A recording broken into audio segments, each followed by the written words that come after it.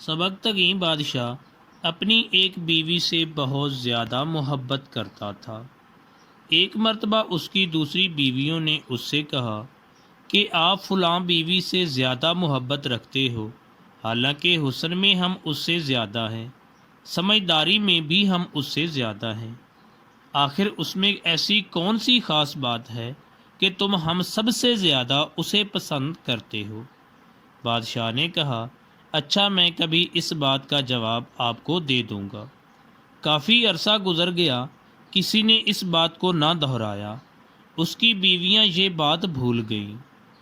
ایک دن سبکتگین اپنے گھر میں بیٹھا تھا کہ اس نے کہا، میں چاہتا ہوں کہ آج تمام بیویوں کو اچھے اچھے انعامات سے نوازوں۔ وہ یہ سن کر خوش ہو گئیں کہ آج ہمیں شاہی خزانے سے انعام ملے گا۔ صحن میں سونے چاندی کے ڈھیر لگا دیے گئے۔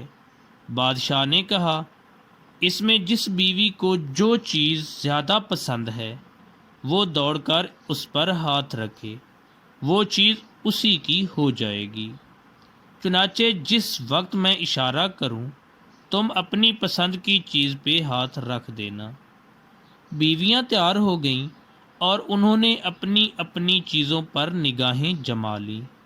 جیسے ہی بادشاہ نے اشارہ کیا، سب بیویوں نے دوڑ کر اپنی اپنی پسند کی چیز پر ہاتھ رکھ دیا، لیکن وہ بیوی جس سے اس کو زیادہ محبت تھی وہ اپنی جگہ کھڑی رہی۔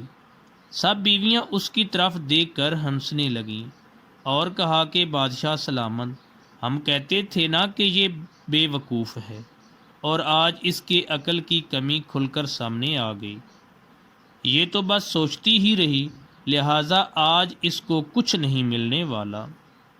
بادشاہ نے اس سے پوچھا، اے اللہ کی بندی، تم نے کسی چیز پر ہاتھ کیوں نہیں رکھا؟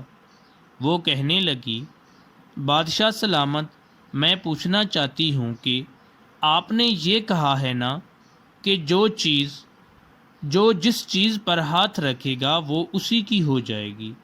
بادشاہ نے کہا، ہاں یہی تو میں نے کہا تھا۔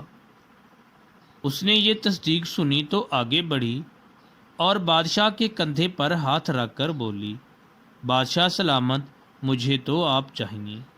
جب آپ میرے ہو گئے تو پھر سارا خزانہ میرا ہو گیا۔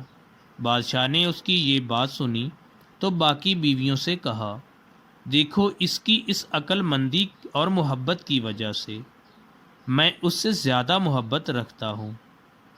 اسی طرح جب انسان محبت الہی کو تھام لیتا ہے تو کائنات کی چیزیں اس کے لیے مسخر ہو جاتی ہیں۔